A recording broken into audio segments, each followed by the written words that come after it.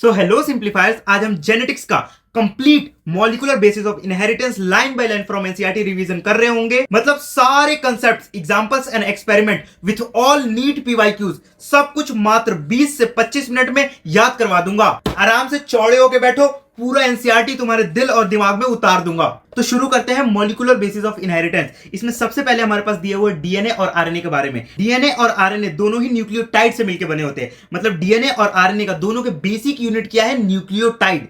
ठीक है, अब न्यूक्लियोटाइड तीन चीजों से मिलकर बना होता है, नाइट्रोजनस बेस, पेंटोज शुगर और फॉस्फेट ग्रुप। क्या? नाइट्रोजनस बेस, पेंटोज शुगर और फॉस्फेट ग्रुप। जो पेंटोज शुगर होता है, इसमें नाम से पता चल रहा है इसमें कितने कार्बन होंगे? 5 कार्बन होंगे। ठीक है, ये दो टाइप का होता है, एक राइबोज शुगर होता है, एक डीऑक्सीराइबोज शुगर होता है। ठीक है, राइबोज शुगर किसमें प्रेजेंट होगा? आरएनए में प्रेजेंट होगा। डीऑक्सीराइबोज शुगर किसमें प्रेजेंट होगा? डीएनए में प्रेजेंट होगा। डिफरेंस क्या होता है भैया? इनके जो सेकंड नंबर का कार्बन है उस पे अगर OH ग्रुप प्रेजेंट है तो उसको क्या बोलेंगे? राइबोज शुगर बोलेंगे। अगर उस सेकंड नंबर के कार्बन पर OH ग्रुप एब्सेंट है या फिर OH ग्रुप नहीं है तो उसको क्या बोलेंगे? डीऑक्सीराइबोज। नाम से नहीं पता चल रहा है, वहां पे एक ऑक्सीजन कम है। डीऑक्सीराइबोज में सेकंड नंबर के कार्बन पे OH ग्रुप नहीं होता है। That's it. उसके बाद आता है हमारे पास नाइट्रोजनस बेस। नाइट्रोजनस बेस दो टाइप के होते हैं, पहला प्यूरिन एंड दूसरा पायरिमिडीन। प्यूरिन कितने टाइप का होता है? दो टाइप के होते हैं, एडेनिन और ग्वानिन। और पायरिमिडीन कितने टाइप के होते हैं? 3 टाइप के होते हैं, साइटोसिन, थाइमिन और यूरासिल। ठीक है, मतलब प्यूरिन में कौन कौन से आए? AG, एडेनिन और ग्वानिन। और पायरिमिडीन में कौन कौन से आए? CUT, कट, साइटोसिन, यूरासिल और थाइमिन। अब इसको याद कैसे रखना है? देखो, जो भी तुम्हारे AG है ना वो तुम्हारा जरूर काटेंगे। जो भी तुम्हारे AG, OG, बाबू सोना है ना वो तुम्हारा जरूर काटेंगे। हमारा भी कटा था, तुम्हारा भी कटेगा। AG that is adenine and guanine क्या है? प्यूरिन्स। और cut, CUT cut, cytosine, thymine और यूरासिल वो क्या है? पायरिमिडीन। क्लियर? अब इसके बाद वाले पैराग्राफ में हमारे पास दिया हुआ है पूरे चैप्टर की समरी, हमें क्या क्या पढ़ना है। ठीक है, देखो बहुत ध्यान से सुनना, तुम्हारा आधा चैप्टर यहीं पे क्लियर हो जाएगा। देखो, जो भी इससे पहले वाले जेनेटिक्स वाले चैप्टर में मेंडल जी फैक्टर चिल्ला रहे थे, जो मेंडल जी हमारे पास फैक्टर चिल्ला रहे थे, वो हमें लास्ट तक पता चल गया था कि वो एक जीन होता है जो कि हमारे फिनोटाइप के लिए कोड करता है। वो किस फॉर्म में प्रेजेंट होता है? डीएनए के फॉर्म में प्रेजेंट होता है। तो डीएनए से जीन जो डीएनए के फॉर्म में प्रेजेंट है, डीएनए से डीएनए बनेगा तो उसको क्या बोलेंगे? रेप्लिकेशन बोलेंगे। डीएनए से डीएनए बनेगा तो उसको क्या बोलेंगे? रेप्लिकेशन बोलेंगे। किससे बनेगा? DNA dependent DNA polymerase. DNA से ही डीएनए बन रहा है तो DNA dependent DNA polymerase use होगा। और अगर डीएनए से आरएनए बनेगा तो उसको क्या बोलेंगे? ट्रांसक्रिप्शन बोलेंगे। ट्रांसक्रिप्शन बोलेंगे। कौन करवाएगा? DNA dependent RNA polymerase. बहुत सिंपल है, DNA dependent RNA polymerase. DNA पर डिपेंड होकर वो क्या बनवा रहा है? आरएनए बनवा रहा है। डीएनए से आरएनए बन रहा है तो कौन करवाएगा? DNA dependent RNA polymerase. उसके बाद अगर आरएनए से प्रोटीन बनेगा तो उस प्रोसेस को क्या बोलेंगे? ट्रांसलेशन बोलेंगे। अब यहीं पर एक और बात सुन लो, तुम्हारे जीवन की आधी समस्या खत्म हो जाएगी। देखो, अगर शुगर पर नाइट्रोजन बेस आकर जुड़ता है उसको क्या बोलेंगे? न्यूक्लियोसाइड। मतलब न्यूक्लियोसाइड में दो चीजें होती हैं, नाइट्रोजन बेस और शुगर। नाइट्रोजन बेस शुगर से किस चीज से जुड़ा होता है? N glycosidic linkage. और अगर न्यूक्लियोसाइड पे आके फॉस्फेट जुड़ जाता है तो उसको क्या बोलेंगे? न्यूक्लियोटाइड। मतलब तुम्हें सिर्फ इतनी सी बात याद रखनी है कि न्यूक्लियोटाइड में सिर्फ दो चीजें होती हैं, नाइट्रोजन बेस और शुगर। किससे जुड़े होते हैं? N glycosidic linkage. और न्यूक्लियोटाइड में 3 चीजें होती हैं, नाइट्रोजन बेस, शुगर और फॉस्फेट। फॉस्फेट किससे जुड़ा होता है? फॉस्फोडाइस्टर बॉन्ड से। क्लियर? चमका? उसके बाद आता है हमारे पास डीएनए। इसमें 4 वैल्यूज दी हुई हैं, चारों बहुत इंपॉर्टेंट, मतलब बहुत इंपॉर्टेंट। पूरी 4 वैल्यूज तुम्हें बाय हार्ट पूरे दिमाग में फिट होनी चाहिए। भले तुम अपनी बीवी का नंबर भूल जाओ लेकिन ये 4 नंबर तुम्हें बिल्कुल किसी भी कीमत पे नहीं भूलने हैं। सबसे पहले 5x बैक्टीरियोफेज, 5386 न्यूक्लियोटाइड। उसके बाद आता है हमारे पास lambda, 48502 base pairs, 48502 base pairs. उसके बाद आता है हमारे पास इकोलाई, 4.6 इंटू 10 की पावर 6 बेस पेयर्स। 4.66 यहां पे है, 10 की पावर 6 याद रहेगा। उसके बाद आता है हमारे पास ह्यूमन डीएनए, 3.3 इंटू 10 की पावर 9। 3 इंटू 3 क्या होता है? 9 होता है, तो याद रहेगा तो हमारे पास 3.3 इंटू 10 की पावर 9 बेस पेयर्स। ये किसमें है? हैप्लॉइड में है। बहुत इंपॉर्टेंट है, ये किसका वैल्यू है? हैप्लॉइड का है। अगर तुम्हारे ह्यूमन सेल में अगर डीएनए का वैल्यू, बेस पेयर्स का वैल्यू पूछ लिया गया तो इसको डबल बताना है, 6.6 इंटू 10 की पावर 9। ये तुम्हारे हैप्लॉइड सेल का मतलब स्पर्म और ओवम का डीएनए कंटेंट है। अगर नॉर्मल सेल में पूछ लिया तो इसको डबल करके दैट इज 2n करके बताएंगे, 6.6 इंटू 10 की पावर 9। क्लियर? चमका? उसके बाद हमारे पास एनसीईआरटी में क्या दिया हुआ है? Structure of polynucleotide chain. देखो बहुत सिंपल है, बहुत ध्यान से सुनना। पहले तो एक पेंटोज शुगर बना लो, यहां पे ऑक्सीजन होगा, उसके बाद नंबरिंग करते हैं 1 2 3 4 5।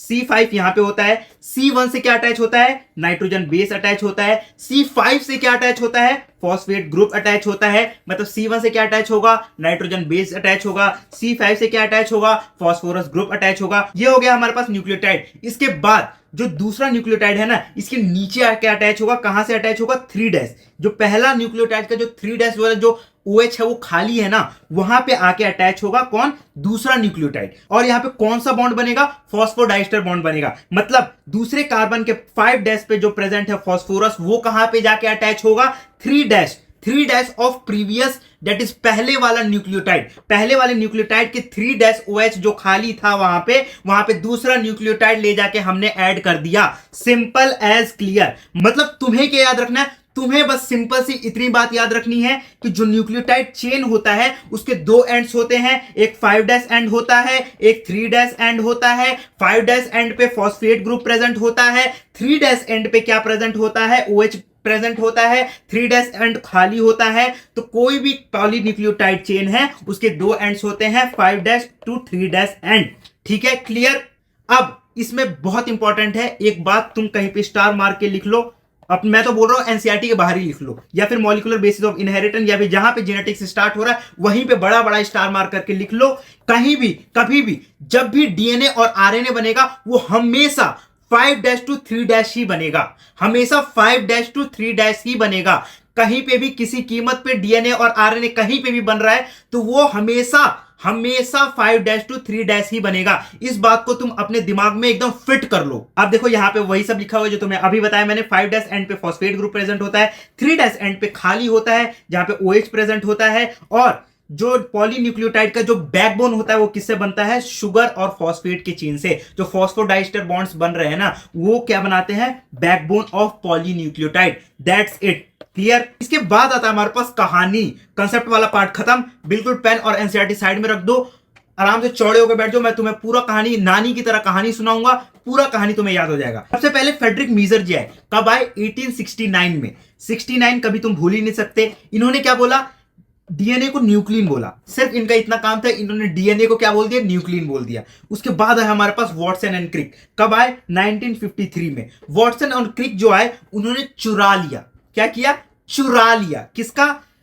विल्किंस और फ्रैंकलिन का एक्सरे डिफ्रैक्शन टेक्निक। विल्किंस और फ्रैंकलिन जी ने दिन रात मेहनत करके अपना खून पसीना एक करके एक डाटा बनाया, एक डाटा तैयार किया। उस डाटा क्या बोलते हैं? X-ray diffraction data. और वॉटसन और क्रिक जी आए, वॉटसन और क्रिक आए और उन्होंने चुरा लिया। मेहनत नहीं करना, चुरा लो। एक्सपेरिमेंट नहीं करना, चुरा लो। और इस डाटा के, एक्सरे डिफ्रैक्शन डाटा के बेसिस पे उन्होंने क्या प्रपोज कर दिया? Double helix model. On the basis of x-ray diffraction data of Wilkins and Franklin, Watson and Crick propose the double helix model of DNA. Clear? Got it? उसके बाद आया हमारे पास एरविन चारगाफ। चारगाफ 4 चीजें उन्होंने क्या बोला? कभी भी प्यूरीन के सामने हमेशा पायरिमिडीन होगा, एडेनिन के सामने हमेशा थाइमीन होगा। कहीं पे भी एडेनिन पाया जाएगा उसके सामने थाइमीन होगा। कहीं पे भी ग्वानिन पाया जाएगा उसके सामने साइटोसिन होगा। ए के सामने टी होगा, जी के सामने सी होगा। ये किसने बताया? हमारे पास एरविन चारगाफ ने। क्लियर? चमका? अब तुम बोलोगे अरे भैया आपने डबल हेलिक्स मॉडल के बारे में कुछ बताया नहीं। जो वॉटसन एंड क्रिक ने चुरा के बनाया था डबल हेलिक्स मॉडल, उसके बारे में तो आपने कुछ बताया नहीं। तो सुनो, बहुत सिंपल सी बातें हैं, लाइन से हर एक पॉइंट बहुत इंपॉर्टेंट है। पहली बात क्या बोली? जो पॉलीन्यूक्लियोटाइड चेन है, जो उसकी बैकबोन है, वो किससे बना होता है? शुगर फॉस्फेट चेन से बना होता है। बेस प्रोजेक्टेड इनसाइड, जो बेस होंगे वो इनसाइड इनवर्ट प्रोजेक्ट होंगे, और जो बाहर की साइड में उसका बैकबोन किससे बनेगा? शुगर और फॉस्फेट से। क्लियर? सेकंड पॉइंट क्या बोला? दो जो चेन्स है वो एंटी पैरेलल पोलैरिटी में होंगी। एंटी पैरेलल पोलैरिटी में होंगी। एक अगर 5' to 3' है तो दूसरा 3' to 5' होगा। दोनों एंटी पैरेलल पोलैरिटी में होंगी। एंटी पैरेलल पोलैरिटी में होंगी। दोनों जो डीएनए के स्ट्रैंड्स है वो एंटी पैरेलल पोलैरिटी में होंगी। क्लियर? चमका? थर्ड पॉइंट दिया हुआ है हमारे पास कि जो दो नाइट्रोजन बेसेस होते हैं उनके बीच में हाइड्रोजन बॉन्ड्स प्रेजेंट होते हैं। एडेनिन के सामने हमेशा थाइमिन होता है, ग्वानिन के सामने हमेशा साइटोसिन होता है। एडेनिन और थाइमिन में 2 हाइड्रोजन बॉन्ड्स प्रेजेंट होते हैं और ग्वानिन और साइटोसिन में 3 हाइड्रोजन बॉन्ड्स प्रेजेंट होते हैं। हमेशा प्यूरिन के सामने पायरिमिडीन आता है, पायरिमिडीन के सामने प्यूरिन आता है, और ये हमारे पास कंफर्म क्या करता है? Uniform distance between the 2 strands. ये तुम्हारा असर्शन रीजन में क्वेश्चन पूछा जा सकता है कि जो uniform distance between the two strands होती है वो किसकी वजह से होता है? क्योंकि हमेशा प्यूरिन के सामने पायरिमिडीन आता है, इस वजह से होता है। Got it? क्लियर? उसके बाद जो डीएनए हेलिक्स होता है उसमें जो दो बेस पेयर्स है, ऊपर बेस पेयर नीचे बेस पेयर, इन दोनों के बीच का डिस्टेंस कितना होता है? 0.34 एंगस्ट्रॉम। दो बेस पेयर्स के बीच का डिस्टेंस कितना होता है? 0.34 एंगस्ट्रॉम। और 10 बेस पेयर से मिलकर क्या बनता है? एक पिच बनती है। मतलब 10 बेस पेयर से क्या मिलकर बनता है? एक पिच बनता है। और एक पिच कितना डिस्टेंस होता है? 3.4 नैनोमीटर। सिंपली है, अगर दो बेस पेयर्स के बीच में 0.34 नैनोमीटर की डिस्टेंस बनता है तो 10 बेस पेयर्स के बीच में कितना डिस्टेंस बनेगा? उसको 10 से मल्टीप्लाई कर दो, 3.4 नैनोमीटर बनेगा। क्लियर? अगर यही वैल्यूज तुम्हारे नैनोमीटर की जगह पे एंगस्ट्रॉम में दी होंगी तो कर लोगे ना तुम लोग? नहीं कर पाओगे। अब इसके बाद तुम्हें मैं गणित पढ़ाने तो जाऊंगा नहीं, तो अरे सिंपल है यार, एक पॉइंट बढ़ा देना एंगस्ट्रॉम में तो सब क्लियर हो जाएगा। ठीक है, जो पिच हेलिक्स की बात होगी वो 34 एंगस्ट्रॉम का हो जाएगा, और जो दो बेस पेयर्स के बीच का जो डिस्टेंस होगा वो 3.4 एंगस्ट्रॉम का हो जाएगा। क्लियर? Got it? उसके बाद आता है हमारे पास सेंट्रल डोग्मा। किसने दिया था? क्रिक ने। किसने दिया था? क्रिक ने। इसमें सिंपली क्या बताया गया था? जो भी जेनेटिक इंफॉर्मेशन होता है वो एक डायरेक्शन में फ्लो करता है। डीएनए टू आरएनए बनता है, आरएनए से प्रोटीन बनता है, फिर प्रोटीन से एंजाइम्स बनता है जो कि बाकी पूरे बॉडी में काम करवाते हैं।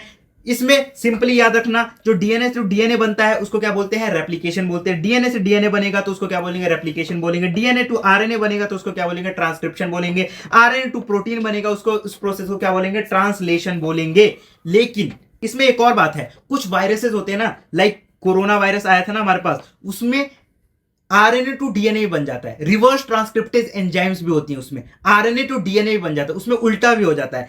जैसे तुमने सुना होगा आरटीपीसीआर, उसका फुल फॉर्म ही क्या है? Reverse transcriptase polymerase chain reaction. ये जो आरटीपीसीआर है उसमें भी सिंपली आरटीपीसीआर करते हैं तो उसमें क्या करते हैं? रिवर्स ट्रांसक्रिप्टेज एंजाइम का यूज करते हैं। जब एनसीईआरटी लिखी गई थी तो उस टाइम उनको रिवर्स ट्रांसक्रिप्टेज एंजाइम के बारे में कुछ भी आता पता नहीं था, तो इसलिए इस सेंट्रल डोग्मा में कहीं पे भी रिवर्स ट्रांसक्रिप्टेज के बारे में नहीं बताया गया है, लेकिन ये एडिशनल इंफॉर्मेशन है, तुम याद रखना। बाकी क्लियर? चमका? उसके बाद आता है हमारे पास पैकेजिंग ऑफ डीएनए मटेरियल। ठीक है, सिंपली इसमें क्या याद रखना है? सिंपल सी बात है, जो 2.2 मीटर का इतना लंबा डीएनए है उसको कैसे पैक करके इतने छुटकू से सेल में कैसे डाल देते हैं, तो उसको पैकिंग करते होंगे ना। देखो जो डीएनए होता है ना वो हिस्टोन ऑक्टामर के अराउंड रैप होता है। देखो मैं तुम्हें दिखाता हूं, देखो ये हो गया हमारे पास डीएनए, ये हमारे पास डीएनए हो गया, ये हमारे हिस्टोन ऑक्टामर के अराउंड ऐसे रैप होता है, ऐसे रैप हो गया।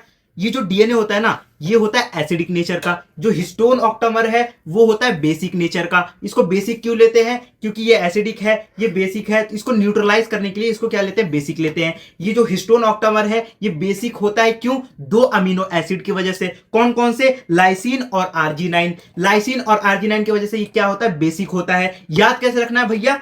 लाइसिन और आर्जिनाइन, ला मैं पैकेजिंग करवाता हूं, ये क्या बोलता है? ला मैं पैकेजिंग करवाता हूं, लाइसिन और आर्जिनाइन। क्लियर? तो डीएनए हिस्टोन ऑक्टामर के अराउंड रैप करके एक न्यूक्लियोसोम बनाता है। एक न्यूक्लियोसोम में कितने होते हैं? 200 बेस पेयर्स होते हैं, मात्र 200 बेस पेयर्स होते हैं। और चेन ऑफ न्यूक्लियोसोम को क्या बोलते हैं? क्रोमेटिन फाइबर बोलते हैं। क्रोमेटिन फाइबर कैसा दिखता है? बीड्स ऑन अ स्ट्रिंग जैसे। एक स्ट्रिंग होती है, उसमें एक न्यूक्लियोटाइड, दूसरा न्यूक्लियोटाइड, तीसरा न्यूक्लियोटाइड, चौथा न्यूक्लियोटाइड। ये कैसे दिख रहा है कि एक जो लाइन है एक धागे पे मोतियां लगी हुई हैं, इसको क्या बोलते हैं? Beads on the string. ऐसा दिखता है हमारे पास chromatin fibre. Chromatin fibre further coil और कंडेंस होकर क्या बनाता है हमारे पास? क्रोमोसोम, जो कि हमारे पास दिखता है on the time of division. Got it?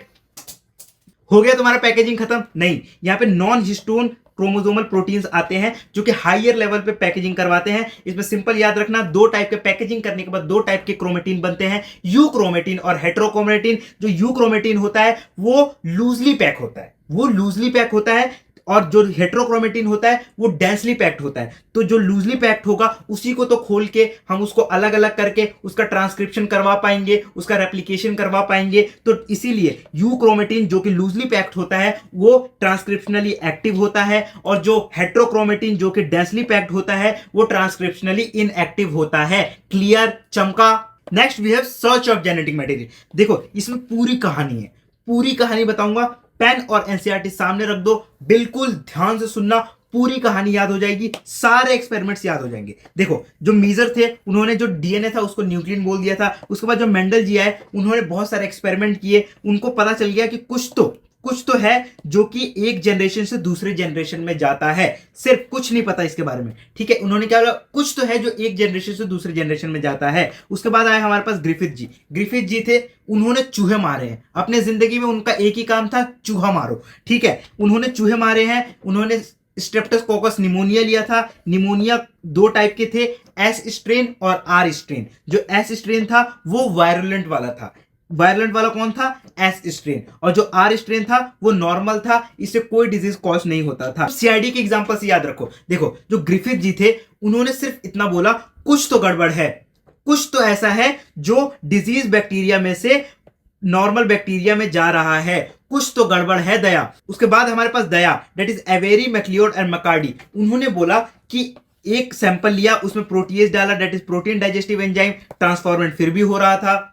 उसके बाद उन्होंने आरएनए डाइजेस्टिव एंजाइम डाला, आरएनएस डाला, फिर भी ट्रांसफॉर्मेंट हो रहा था। उसके बाद लास्ट में जाके उन्होंने डीएनएस डाला, that is DNA digestive enzyme, तब जाके ट्रांसफॉर्मेंट नहीं हो रहा था। तो यहां से साफ पता चल गया कि जो कुछ जा रहा है, जो ग्रिफिथ जी, जो एसीबी प्रथुवन जी जो बोल रहे थे कि कुछ तो जा रहा है, वो क्या है, डीएनए है। तो सबसे पहली बार किसने बताया था कि DNA is a hereditary material, Avery, MacLeod and McCarty. लेकिन इनके पास कोई डिग्री नहीं थी, इन्होंने कोई एक्सपेरिमेंट, कोई खासा एक्सपेरिमेंट नहीं किया था, तो इनकी बात को कोई मान नहीं रहा था, इनकी बात को कोई सुन नहीं रहा था। तो उसके बाद आया हमारे पास Hershey and Chase. Hershey and Chase ji आए, कौन है वो, एज अ डॉक्टर शाहरुख के समझो, ठीक है। इनके पास मस्त डिग्री है, ये डॉक्टर है, ये एक्सपेरिमेंट करते हैं। इन्होंने एक्सपेरिमेंट किया, फुल फ्लैशेड एक एक्सपेरिमेंट किया और उसके बेसिस पे बताया कि डीएनए एक हेरिडिटरी मटेरियल है। इन्होंने क्या किया, रेडियो एक्टिव सल्फर और फॉस्फोरस लिया। रेडियो एक्टिव सल्फर लिया जो कि सिर्फ प्रोटीन में प्रेजेंट होता है। सल्फर कंटेनिंग अमीनो एसिड बताना कौन कौन से होते हैं, सिस्टीन और मिथ्योनिन। तो सल्फर किस में प्रेजेंट होता है, सिर्फ प्रोटीन में प्रेजेंट होता है। और रेडियो एक्टिव फॉस्फोरस लिया जो कि सिर्फ डीएनए में प्रेजेंट होता है। तो ये रेडियो एक्टिव फॉस्फोरस लिया, रेडियो एक्टिव सल्फर लिया। तो अब जो रेडियो एक्टिव मटेरियल है वो जहां जहां भी जाएगा हमें पता चल जाएगा। तो अगर सेल के अंदर रेडियो एक्टिव सल्फर पाया जाता है, जो कि सल्फर सिर्फ कहां पाया जाता है, प्रोटीन में पाया जाता है, तो हमें पता चल जाएगा जो प्रोटीन चीज है वही सेल के अंदर जा रही है। तो प्रोटीन को हेरिडिटरी मटेरियल बोल देते, जो कि ऐसा नहीं हुआ। और अगर रेडियो एक्टिव फॉस्फोरस अंदर चला जाता है, जो कि फॉस्फोरस सिर्फ डीएनए में प्रेजेंट होता है, तो हमें पता चल जाएगा कि जो अंदर जाने वाली चीज है वो क्या है, डीएनए है। तो जो हमने एक्सपेरिमेंट किया उसमें लास्ट में जब हमने इसका सेंट्रीफ्यूगेशन करवाया, तो जो रेडियो एक्टिव जो सल्फर था वो बाहर सुपर नेटेंट में दिखा। तो इसमें साफ पता चल गया कि सल्फर तो अंदर नहीं गया, इसका मतलब प्रोटीन हेरिडिटरी मटेरियल नहीं है। और इसके जो सुपर नेटेंट था उसमें कोई भी रेडियो एक्टिविटी नहीं थी। रेडियो एक्टिविटी कहां थी, सेल के अंदर। जिसमें साफ पता चल गया कि जो फॉस्फोरस है वो अंदर चला गया है। तो फॉस्फोरस किस में प्रेजेंट होता है, वो डीएनए में प्रेजेंट होता है। तो डीएनए क्या है, हेरिडिटरी मटेरियल है।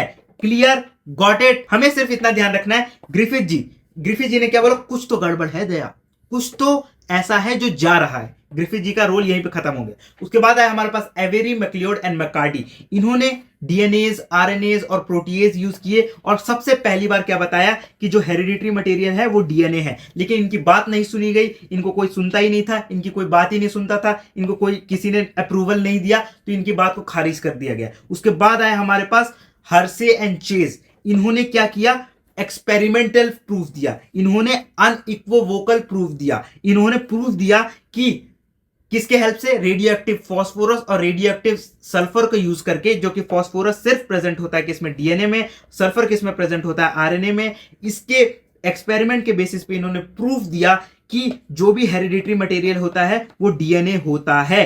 तो बाद में जाके जो हर्षे और चेज का जो एक्सपेरिमेंट था इसको प्रूफ माना गया।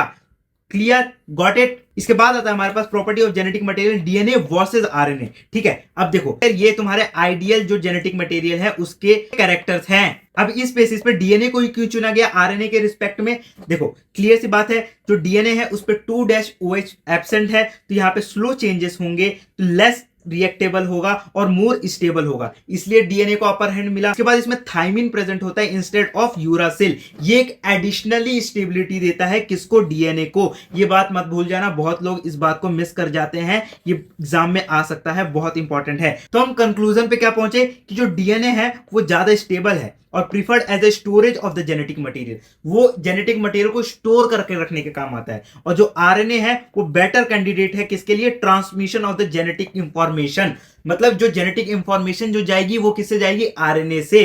तो क्लियर, गॉट इट, मतलब जो डीएनए है वो storage of the genetic material के काम आता है और जो आरएनए है वो transmission of the genetic information के काम आता है, जो कि प्रोटीन बनवाता है।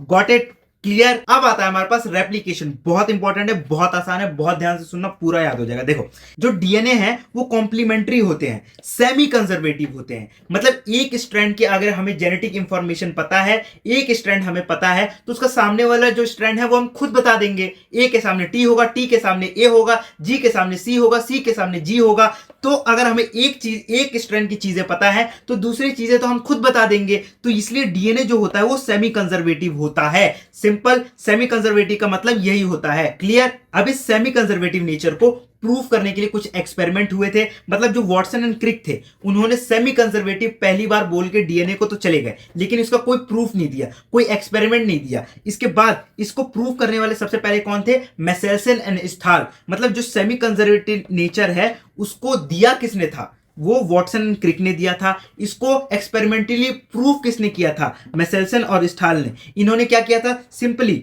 जो नाइट्रोजन है उसका हैवी आइसोटोप लिया था, रेडियो एक्टिव नाइट्रोजन नहीं, हैवी आइसोटोप ऑफ नाइट्रोजन लिया था, दैट इज N15। इसमें ध्यान क्या रखना है, मेसेल्सन और स्टाल ने N15 नाइट्रोजन यूज किया था, जो कि एक हैवी आइसोटोप है किसका, नाइट्रोजन का। इसको अलग कैसे किया था इन्होंने, टेक्निक का नाम क्या था, डीएनए सेंट्रीफ्यूगेशन टेक्निक, और इन्होंने मीडियम क्या लिया था, caesium chloride. That's it, clear. उसके बाद आता हमारे पास टाइलर एंड कलीग, इन्होंने भी सेम एक्सपेरिमेंट को प्रूव किया था, semi conservative nature of DNA को ही प्रूव किया था by the use of Vicia faba, that is faba bean को यूज किया था। और इन्होंने रेडियो एक्टिव थाइमिडीन यूज किया था, इन्होंने यूज किया था रेडियो एक्टिव थाइमिडीन। मतलब क्वेश्चन आए, रेडियो एक्टिव थाइमिडीन यूज करके विसिया फावा पे एक्सपेरिमेंट करके semi conservative nature of DNA को किसने प्रूव किया था, तो आंसर जाएगा क्या, टाइलर एंड कलीग्स। तो यहां पे दो एक्सपेरिमेंट हुए थे किसको, सेमी कंजर्वेटिव को प्रूव करने के लिए। पहला किसने किया था, मेसेल्सन और स्टाल ने, दूसरा किसने किया था, टाइलर और कलीग्स ने।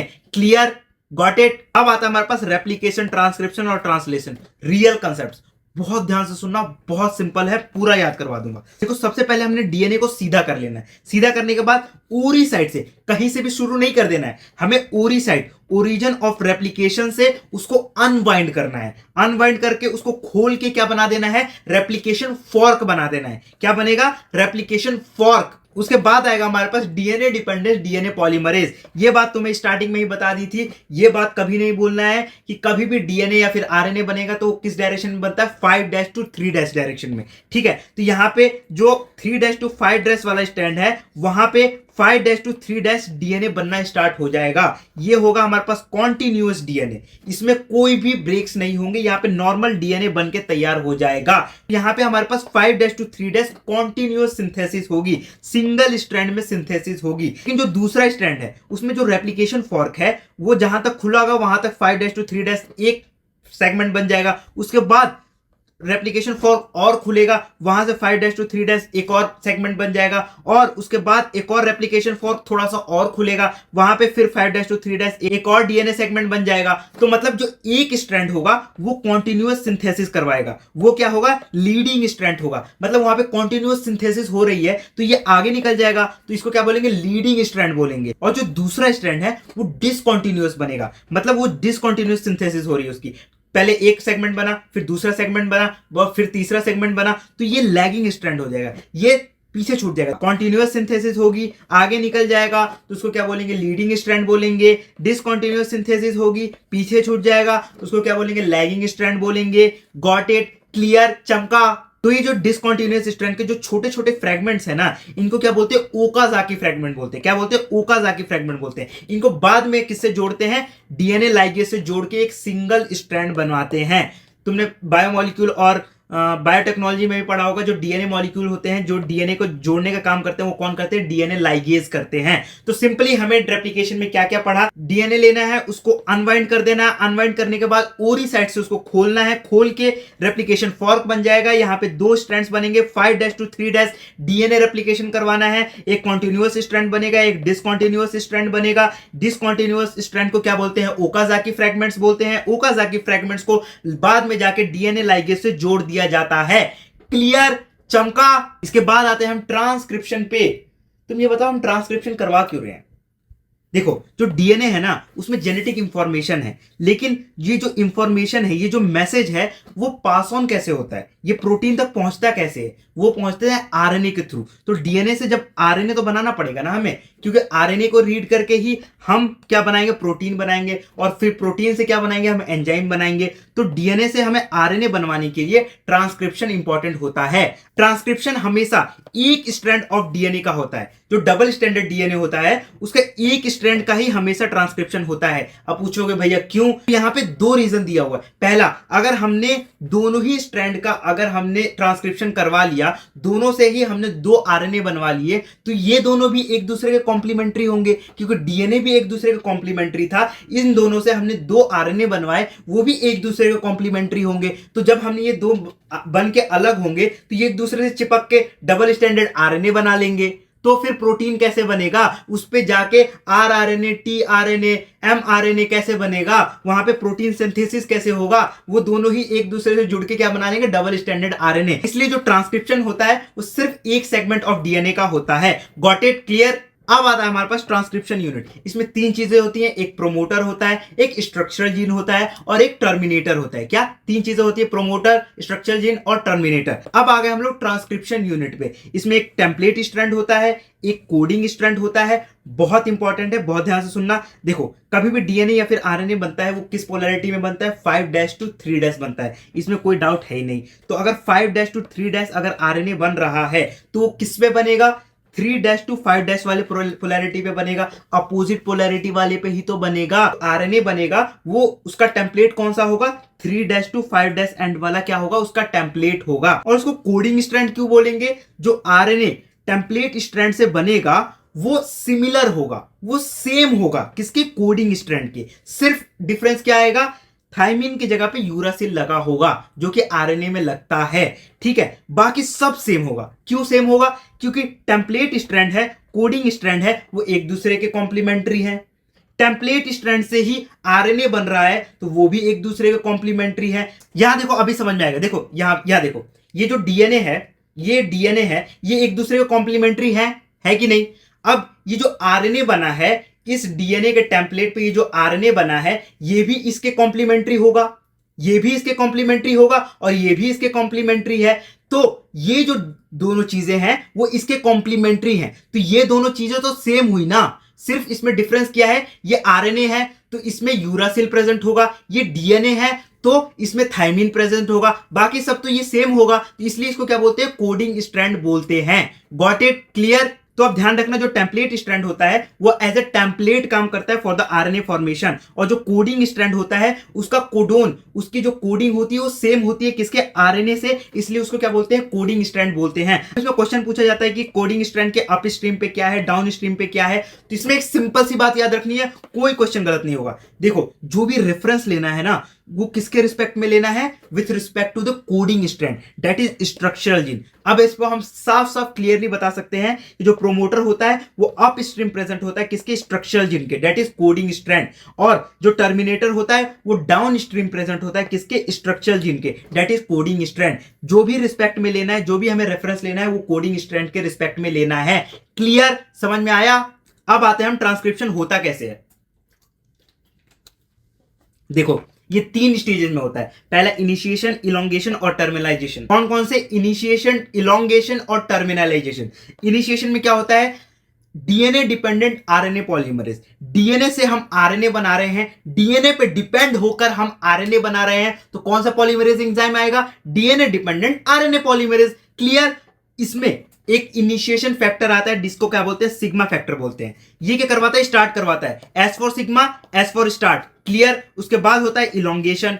पूरा आरएनए बनता है। और लास्ट में आता है हमारे पास रो फैक्टर। ये क्या करवाता है? टर्मिनेशन करवाता है। ये हमेशा रोता रहता है, रो फैक्टर हमेशा रोता रहता है। और ये क्या करवाता है? जो ट्रांसक्रिप्शन है उसको एंड करवाता है। Got it? उसके बाद आता है हमारे पास आरएनए पॉलीमरेज। कितने टाइप के हैं? 3 टाइप के हैं, आरएनए पॉलीमरेज 1, 2 एंड 3।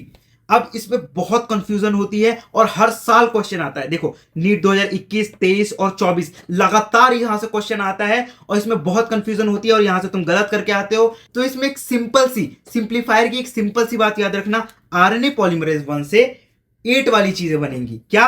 28, 18 और 5.8 एस आरआरएनए। देखा, जो भी 8 वाली चीजें हैं वो आरएनए पॉलीमरेज 1 से बनेंगी और आरएनए पॉलीमरेज 2 से एमआरएनए बनेगा और बाकी सारी चीजें किससे बनेंगी? आरएनए पॉलीमरेज 3 से। तो इसमें सिंपल से क्या याद रखना है? आरएनए पॉलीमरेज 1 से 8 वाली चीजें बनेंगी, आरएनए पॉलीमरेज 2 से एमआरएनए बनेगा और बाकी सारी जो भी बची हुई चीजें हैं वो आरएनए पॉलीमरेज 3 से बनेंगी।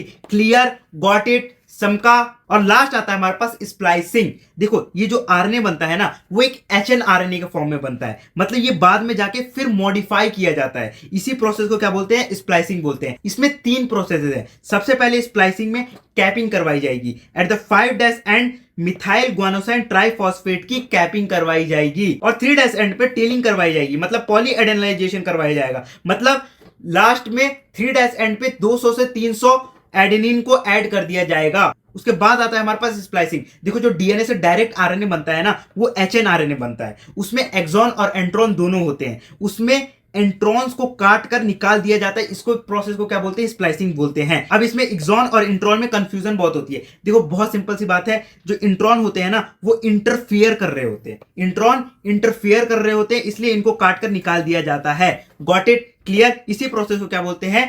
स्प्लाइसिंग बोलते हैं। यहां हो गया तुम्हारा पूरा ट्रांसक्रिप्शन खत्म। क्लियर? देखो इसमें सिंपली बात याद रखना, जो भी कोडोन्स होते हैं ना वो ट्रिपलेट इन नेचर होते हैं। किसने दिया था? जॉर्ज गमाओ ने दिया था। कैसे दिया था? बहुत अच्छा एक्सपेरिमेंट है, बहुत ही ज्यादा अच्छा एक्सपेरिमेंट है। इसमें परम्यूटेशन कॉम्बिनेशन लगाते हैं। कभी मेरे डिटेल लेक्चर कभी पढ़ाने का मौका मिला तो जरूर बताऊंगा। खैर नेक्स्ट हमारे पास दिया है हरगोविंद सिंह खुराना। इन्होंने होमोपॉलीमर और कोमोपॉलीमर की यूज करके इंस्ट्रूमेंटली इस ट्रिपलेट नेचर को प्रूव किया था। उसके बाद आता है हमारे पास नीरेनबर्ग। उन्होंने सेल फ्री सिस्टम में प्रोटीन सिंथेसिस सबसे पहली बार डिसफर्ड किया था। जो कोडोन थे उसको डिसफर्ड किसने सबसे पहली बार किया था? नीरेनबर्ग ने किया था। और जो ओकवा थे उन्होंने क्या किया था? सेल फ्री सिस्टम में टेम्पलेट इंडिपेंडेंट मैनर में बिना टेम्पलेट के उन्होंने आरएनए बना के दिखा दिया था। किसने? ओकवा जी ने। क्लियर? नेक्स्ट हमारे पास दिया है silent feature of the genetic code. बहुत इंपॉर्टेंट है, हर साल यहां से क्वेश्चन आता है और लिख के दे रहा हूं तुम्हारे नीट 2025 में यहां से क्वेश्चन आ रहा है। ठीक है, पहला हमारे पास क्या दिया हुआ है? जो कोडोन होते हैं वो ट्रिपलेट इन नेचर होते हैं। 61 कोडोन जो होते हैं वो किसी ना किसी अमीनो एसिड के लिए कोड कर रहे होते हैं, लेकिन जो 3 कोडोन होते हैं UAA, UAG, UGA वो किसी के लिए भी कोड नहीं कर रहे होते, इसलिए इसको क्या बोलते हैं? स्टॉप कोडोन्स बोलते हैं। सेकंड जो कोडोन होते हैं वो डीजेनरेट इन नेचर होते हैं। मतलब क्या है? सिंपली जो एक अमीनो एसिड है वो एक से ज्यादा कोडोन से कोड हो सकता है, मल्टीपल कोडोन से कोड हो सकता है एक ही अमीनो एसिड, उसको क्या बोलते हैं? डीजेनरेट इन नेचर बोलते हैं। थर्ड जो कोडोन होते हैं वो कॉन्टिन्यूअस फैशन में होते हैं, उसमें कोई पंक्चुएशन नहीं होता है। फोर्थ यूनिवर्सल इन नेचर होता है, मतलब अगर ह्यूमन बॉडी में AUG अगर मिथ्योनिन के लिए कोड कर रहा है तो भालू हो, बकरी हो, चाहे बैक्टीरिया हो, उस सब में जो AUG होगा वो मिथ्योनिन के लिए ही कोड कर रहा होगा। इसको क्या बोलते हैं? Universal in nature.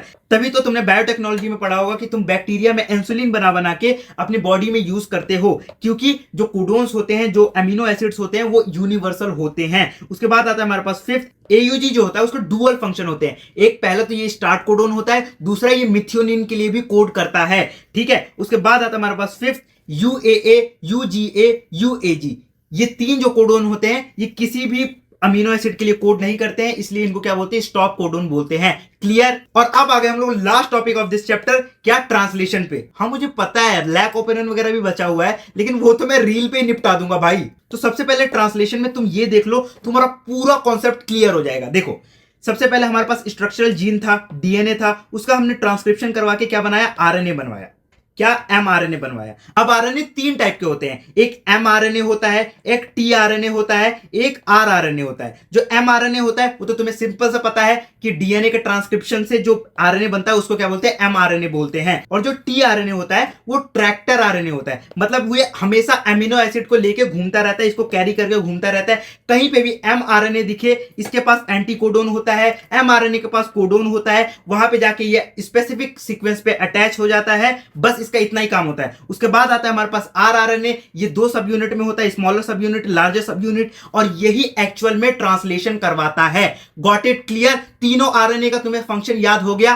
क्लियर? इसमें ध्यान रखना, एग्जाम में पूछ सकता है कि जो टीआरएनए का सेकेंडरी स्ट्रक्चर होता है वो क्लोवर लीफ लाइक होता है, और जो एक्चुअल स्ट्रक्चर होता है वो इन्वर्टेड एल शेप होता है। ठीक है, तो secondary structure clover leaf like होगा और एक्चुअल स्ट्रक्चर क्या, इन्वर्टेड एल टाइप होगा। अब आ जाओ ट्रांसलेशन प्रोसेस पे, होता कैसे है। देखो, सबसे पहले होता है activation of the amino acid. इसमें जो टीआरएनए होता है ना, जो ट्रैक्टर आरएनए होता है ना, वहां पे अमीनो एसिड की लोडिंग होती है। ठीक है, अमीनो एसिड होता है वो एटीपी का यूज करके टीआरएनए पे अटैच होता है, वहां पे लोड होता है, और ये जो टीआरएनए है वो जाके अपने चचा एमआरएनए पे अटैच होता है, क्योंकि इसके पास होता है एंटी कोडोन और इसके पास क्या होता है, कोडोन होता है। तो ये स्पेसिफिक जगह पे जाके जिस अमीनो एसिड के लिए ये कोडोन कोड कर रहा होगा, तो टीआरएनए अमीनो एसिड को इसके स्पेसिफिक कोडोन पे ले जाके अटैच करवा देता है। नेक्स्ट, उसके बाद आता है हमारे पास नवाब साहब। नवाब साहब कौन, आरआरएनए स्मॉलर सब यूनिट और लार्जर सब यूनिट, वो इससे अटैच होते हैं और ट्रांसलेशन के प्रोसेस को स्टार्ट करते हैं। टीआरएनए अमीनो एसिड को लाके इसके स्पेसिफिक कोडोन पर अटैच करवाते जाते हैं, और जो स्मॉलर सब यूनिट और लार्जर सब यूनिट दैट इज आरआरएनए है, उसमें पॉलीपेप्टाइड बॉन्ड बनाना शुरू कर देते हैं। यहां पे होता है इसका इलोंगेशन, और लास्ट टर्मिनेशन कैसे होता है, बाय द स्टॉप कोडोन। अब बताओ, स्टॉप कोडोन के लिए कोई टीआरएनए नहीं है, तो टीआरएनए नहीं है तो वहां पे कोई अमीनो एसिड लेके नहीं जाएगा, तो वहां पे कोई आगे प्रोसेस जा ही नहीं पाएगा। तो स्टॉप कोडन पे क्या हो जाता है, ट्रांसलेशन खत्म हो जाता है। That's all about translation. इतना सिंपल सा था ट्रांसलेशन। क्लियर? चमका? इसमें एक और बात याद रखना, यूटीआर, अनट्रांसलेटेड रीजन। देखो, जो स्ट्रक्चरल जीन है ना, जो एमआरएनए का पार्ट जिसमें सच में ट्रांसलेशन हो रहा है, एयूजी से स्टार्ट हो रहा है और स्टॉप कोडन तक जहां तक जा रहा है, उसके पहले भी कुछ रीजन होंगे, उसके बाद में भी कुछ रीजन होंगे। तो इस स्ट्रक्चरल जीन के जो पहले वाला रीजन है और इसके बाद वाला रीजन है, इसको ही क्या बोलते हैं, अनट्रांसलेटेड रीजन। इसको ही क्या बोलते हैं, यूटीआर्स। क्लियर? चमका? खत्म। भाई साहब, इतना इंपॉर्टेंट चैप्टर है, एटलीस्ट 10 क्वेश्चन हर साल नीट में यहां से पूछे जाते हैं। 40 मार्क्स, समझ रहे हो तुम, 40 मार्क्स। तुम सिर्फ इस वीडियो को सेव कर लो, नीट में जाने से पहले 2 बार देख लेना, तुम्हारा एक क्वेश्चन यहां से गलत नहीं होगा। और नेक्स्ट लेक्चर में आई ट्राई नीट से पहले पूरा कंप्लीट बायोलॉजी एनसीईआरटी 1 एनसीईआरटी 2 का सारे एग्जांपल वन शॉट मात्र 20 मिनट में याद करवा दूं, या फिर बायोटेक्नोलॉजी करें, जो भी है तुम एक बार कमेंट कर देना। आई ट्राई तुम्हें नीट से पहले मिल जाए। बाकी ये हाईलाइटेड एनसीईआरटी चाहिए तो कमेंट कर देना, मिल जाएगा। और लास्ट नीट के लिए सिर्फ कुछ दिन बाकी है, जान लगा दो। हंसते रहो, मुस्कुराते रहो, और सबसे मेन पढ़ते रहो।